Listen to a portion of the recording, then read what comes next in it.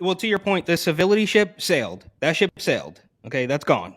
We're not playing that game anymore. I think I mentioned it to you. I don't know if it was last week or maybe off camera or whatever. I got into it with one of these guys on Instagram about, well, we just need to sit down and have the discussion as if he's been living under a rock for the past 6.5 years.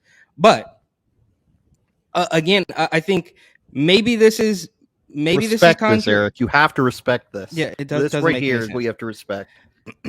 But when you say something about like, oh, we have to respect all viewpoints, in actuality, they're telling you the exact opposite, right? They're telling you that you don't have to, because you don't get a say. I don't get a say, right? Like, it's the exact opposite. So they're telling you it's always fake. Every single thing is fake, just like these prosthetics. Like they're not saying you have to respect every single point of view. In fact, they are telling you you do not have to. You do not have to respect a guy who thinks that this is inappropriate. You do not have to respect a guy who didn't want to wear a mask. You do not have to respect a guy who wore a red hat.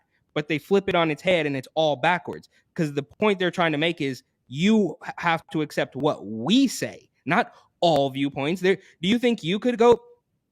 I mean, it's so blatantly obvious that it's always the projection is real. The double standards are real.